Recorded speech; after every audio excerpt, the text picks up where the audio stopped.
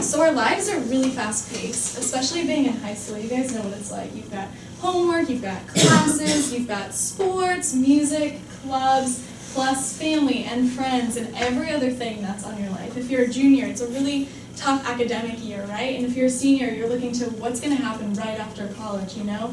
Or right after high school. Am I going to go to college? Am I going to go far away? Am I going to stay here? Am I going to, what major am I going to do? What am I going to do if I don't go off to college, right? You've got all these questions and things. And yet amidst all of those things, we're supposed to be aware. We're supposed to be present.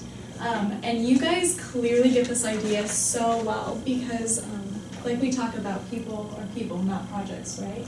And you guys do this so well because in the locations you go to, you're really good about, having conversations with people, not just doing the tasks, but really finding out about like the members or the staff members or each other. And this is clear because they keep asking you back. Because every time I've gone to a location, every time they find out, oh, like she's here to kind of shadow, the first thing I hear is these people are amazing, thank you so much, and they just sing like how great you guys have been doing. So this idea of being aware, this idea of being present, I want to take it a step further. And so to do that, I'm going to go ahead and play this video. It's only 2 minutes, but as it plays, I just want you to, I just want you to see if you can figure out. It's going to ask me to watch the number of passes between two teams, and I want you guys to see if you can count how many.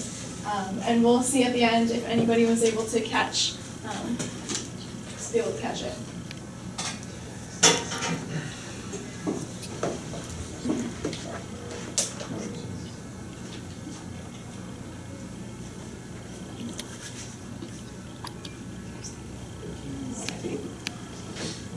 This is an awareness test.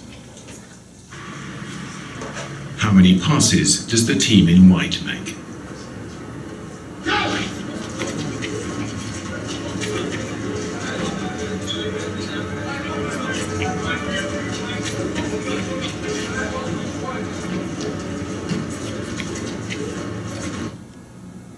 The answer is 13. But did you see the moonwalking bear? No.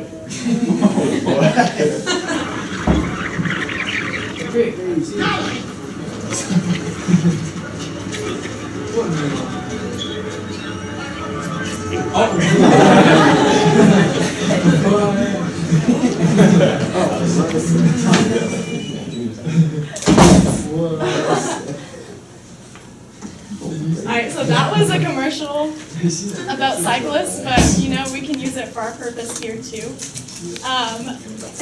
How many of you guys got the number right? Me. I've seen the video before and I still... Yeah.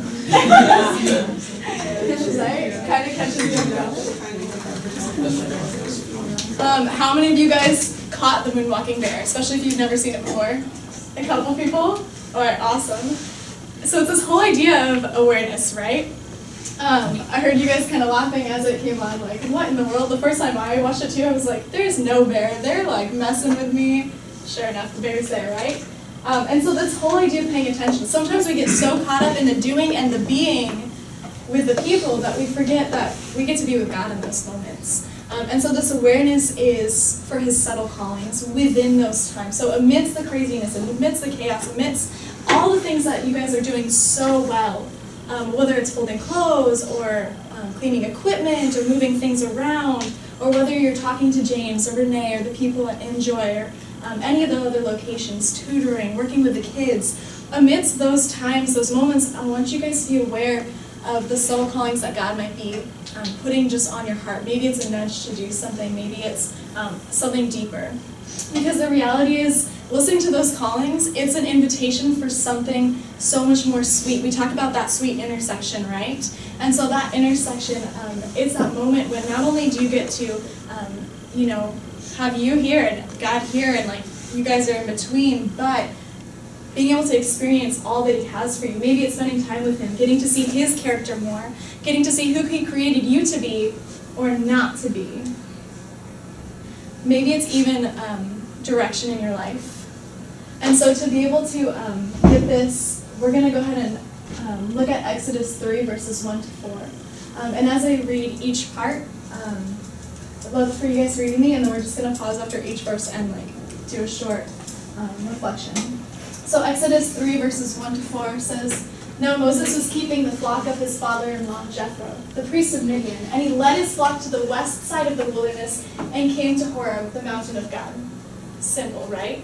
Moses is tending a flock. But before we go any further, let's go ahead and I'd love for you guys to interact again. So, what was Moses' life before this point? You guys can just shout out Bad. What? Simple. Simple? Now, what did he do? What is the story of Moses before the burning bush? Ordinary. You what? Ordinary. He was in the in Egypt, right? Yeah. And he was found by the king's Pharaoh's daughter. So he was Yeah. he grew up in kind of loyalty. Yes, for sure. Okay, so we've got, he's born, sent away in a basket, and then like Kelly was saying, Jessica was saying, found by Pharaoh's daughter, becomes royalty there. Oh wait, Jessica. Sophie said it, sorry Sophie. Found by Pharaoh's daughter, and then what happens next? Does anyone know what happened with the Egyptian? Killed him. Why? Yeah, killed him because he was beating up a slave. And then he gets caught by one of his own people, right, by a Hebrew, and you'd think that they would be like, yeah, you did it, you're fighting for us, and what's their response? Yeah, they oh, all of a sudden you're fighting for us now? Who are you? When did you start hearing about us? So he pieces out, he's like, I'm not staying here. I'm not wanted by the Egyptians now because I've killed one of their own, and I'm not wanted by my own people, the Hebrews, so it's time for me to leave. So he leaves, and then we find him here, right? He gets married to Zipporah and starts a family, right? So he's got sons, and he is working for his father-in-law Jethro. He's a shepherd, right? So verse 1 shows us he's just doing his thing, right? He's a shepherd, he's good at it. This is what he's doing before the burning bush, right before, right? Just all right, gonna watch these sheep. He's got to be aware, make sure he knows where they are, taking care of them, right? And then we have this encounter in verse 2. The angel of the Lord appeared to him in the flame of fire and in the midst of a bush. All right, simple. God wants to get his attention, so he's gonna do something kind of subtle, but obviously it's unique because Moses is going, there's a bush. And it's not burning, something's up. So he takes a pause. He's like, I'm not gonna, I'm just gonna take a step back. I'm gonna go see what this is. And we see that in the second half, right? He looked, and behold, the bush was burning, yet it was not consumed. So this part is his first response. It's his first response to just, okay, I'm choosing to pause. I'm seeing something here. I'm just gonna maybe find out what it is. Steps to the side, right? Verse 3, and Moses said, I will turn aside to see this great sight, and why the bush is not burned. And then verse 4, when the Lord saw that he turned aside to see, God called to him out of the bush. Moses, Moses, he said. And Moses said, here I am.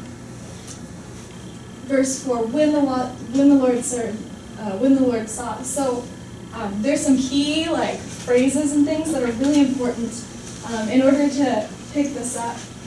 Right, and so the first one is just that word so. So it's so simple, right? It's so simple.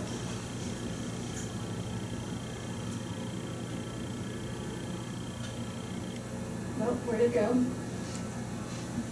Oh.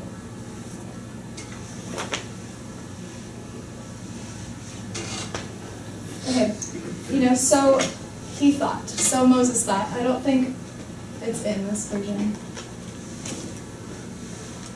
Oh, and okay, in the ESV it says, and so Moses said, I will turn aside. And so he thought, sorry, different version. Should have checked that before. But anyway, so he turned around to see the sight, right? This idea so means that he had a choice, like we said. It means that He was willing to pause and to see, right? And then we have this idea of the word when. Again, such a small word, 4 letters, right? But that was God. When the Lord saw. It almost sounds like Moses is walking around and God is like calling him and calling him. And if Moses had just walked by and kind of ignored that moment, even if he was like, oh, something's happening here, but I'm just going to keep going and doing what I'm doing, it's almost as if he would have missed that time at the burning bush. Could you imagine history if he had just walked by? When the Lord saw.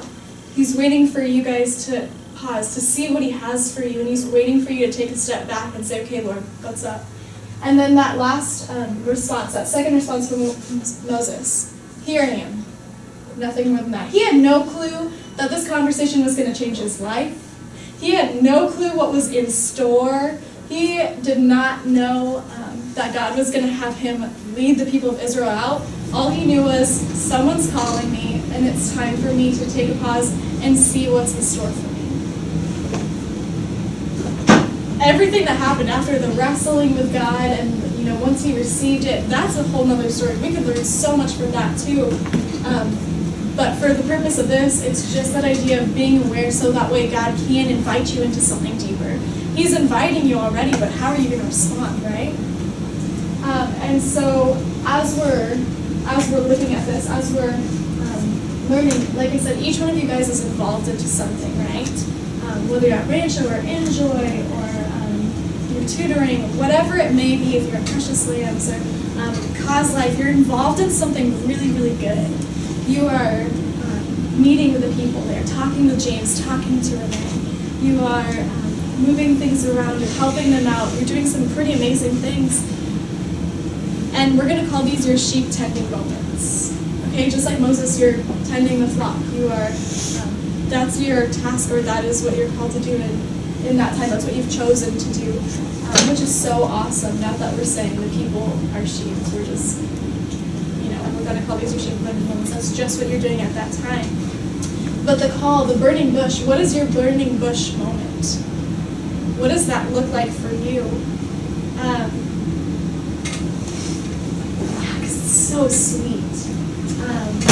And I really don't want you guys to miss those moments. Because here's the thing, once you become aware that God's calling you, you have a choice. Once you realize, okay, God is nudging me to do something more, he's putting something on my heart, that next step is a choice. How are you going to enter into that? Are you going to go for it or not? And so,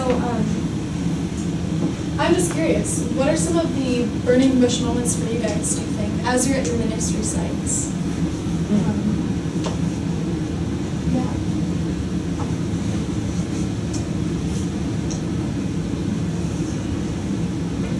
It could be, prompting that you maybe have felt in the past that God's asking you to talk to someone. Or it could even be a feeling of frustration over the deeper issue that your ministry is working against or for. It could be the joy of the people there. Yeah, go ahead. Did you say like you have this sense of God telling you something? Yeah, that could be one. But then, whenever I see someone who's struggling with, it could be trying to carry boxes up the staircase or something, and I just feel like they need help. So I guess that's Yeah, absolutely. I think so. Yeah, Sophie. This isn't my Wednesday location, but when I went to Skid Row, it was just it brought a lot of joy to me just to see the women that we were working with, they had come from such a low place in their life, and they just they've worked so hard to get to where they are now. And so they were all just so happy, and they wanted to talk, and it was just really great. Yeah. No, absolutely. Especially being able to see their story, to really get to know their story. Anybody else? Could be at your ministry site or just in general. Family rituals.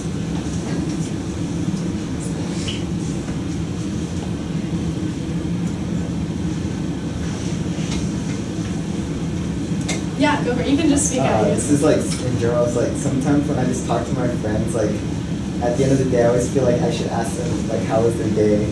Like not just like it just always reminds me because I know like, my friends in the past how they're like they don't have many people to talk to, or like even meals. I remember like when I was young and stuff, I always ask people how was their day going, always at the end of the day, just to talk to them and just learn about more about them. Yeah. And that's so cool that you're able to listen, because I feel like so many times it's just like, how's your day? Good. We keep walking by, right? Yeah. To be able to sit in that burning bush moment, absolutely.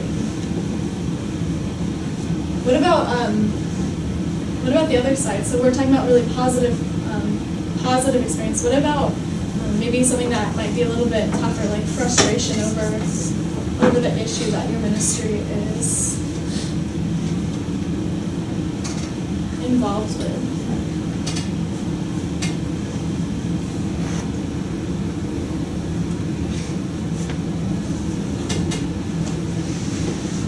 Like with COA, like working with homeless people, it's really like discouraging that I can't like help them out more. It's like it's your journey, but it's like kind of hard to like slowly go through it, and like realizing that it's like you have to make the decisions for yourself. Like I can't like help you out with this, like it's your choices. Yeah. No, absolutely. Any other comments? I think at like Rancho, we talk kind of a lot about in our deep retreat how sometimes we feel guilty because we have working arms and legs, and a lot of these people don't.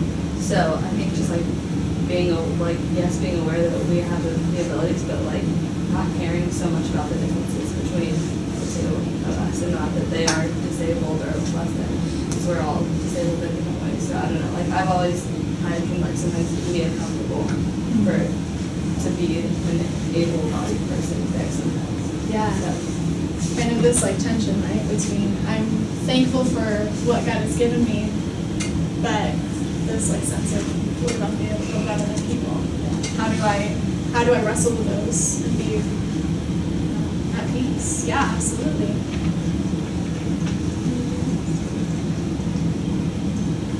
So we've got all of these like feelings, right? These moments, those are just the burning bush moments. What happens after? Their catalyst. It's a catalyst moment for you to be able to maybe receive direction in your life or encouragement. So those joyful moments that you talked about, the moments of getting to hear people's stories, or working with those at COA, or helping people with boxes. Those high moments. We talked about the Good Samaritan yesterday, right? Those kind of high moments where we get to help people and we're like, wow, like there's something good about that. There's something sweet about entering into that moment of, journeying alongside someone. And like I said, those can be movements to go into something deeper, whether it's continuing on or encouraging other people or becoming advocates for those people. But what about those frustrating moments? How do we work with those? And my encouragement to you guys would be to don't be afraid to wrestle with God in those. Lord, why am I feeling frustrated over this? Is there something more? Is there something you want me to do here? Maybe it is having a conversation with someone just to learn their story.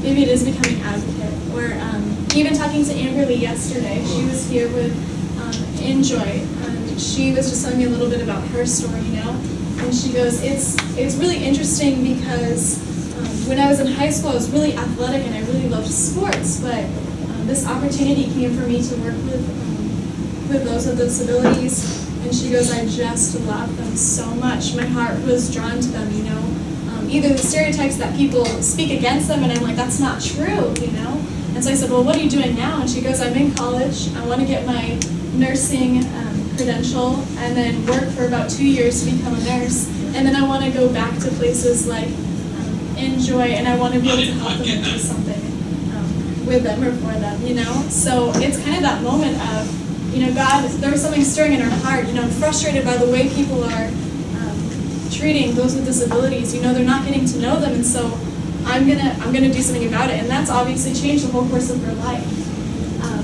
And there's been a couple other people that come back that maybe it starts here, but it's gonna go further.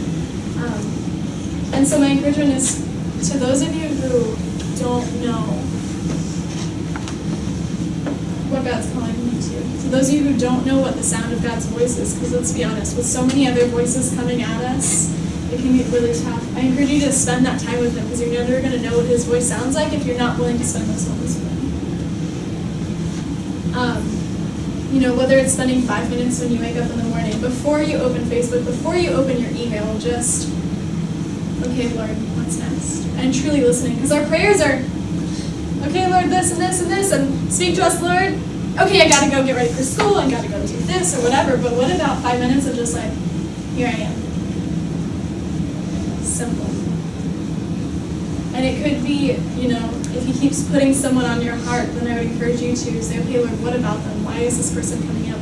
Why is this situation coming up? Is this something that needs to be resolved? Is it something I'm supposed to do? Is it something I'm supposed to, you know, just sit with for a while? And for those of you who are going, okay, I feel like God may be putting something on my heart.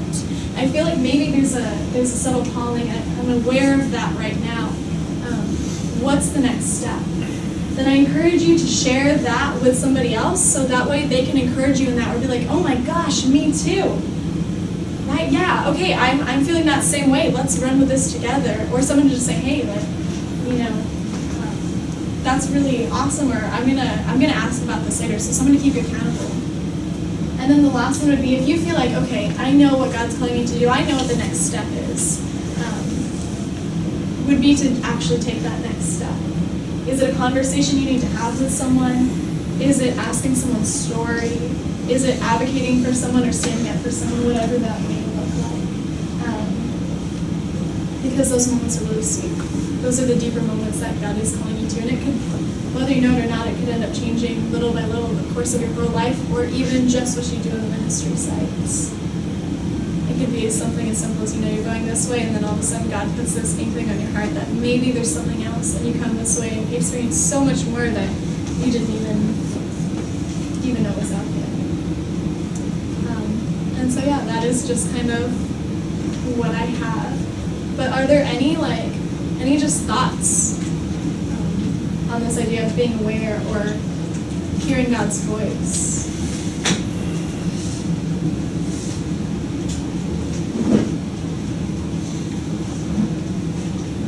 Or even how do you hear his voice?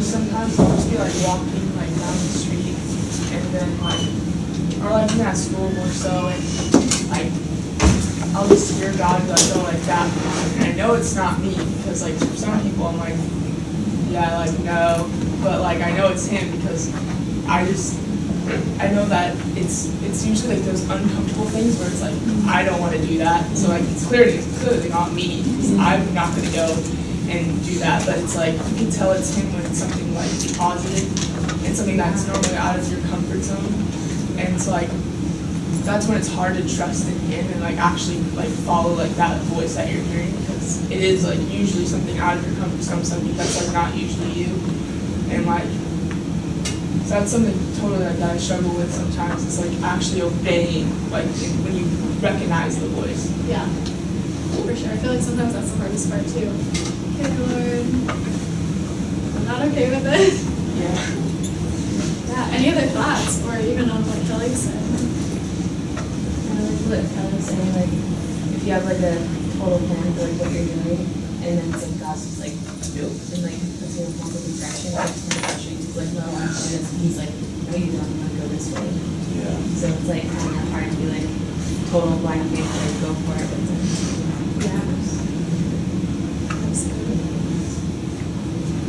Sometimes I feel like He tells me to do something and I try to do it, just the person doesn't want to receive it. And I'm just like, okay. Like, I try to help them and then they're like, they don't want to accept it. And sometimes I'm like, I did what you wanted me to do. Yeah. They just don't want to accept it, so they start going the other way. So let me ask you, does that discourage you from going after it again, or is it like? Not really, it's just, I just get annoyed. Yeah. It just bugs me. Like why that, Lord? Yeah. What was the purpose behind that? Yeah, absolutely. It can be frustrating. I think it's hard sometimes because like when a lot of people think of like evangelism and stuff like that and going out and talking about God, they think of going to people who like, yeah, you should go to people that don't know God, obviously, but like oftentimes like those are the people that I really want to talk to.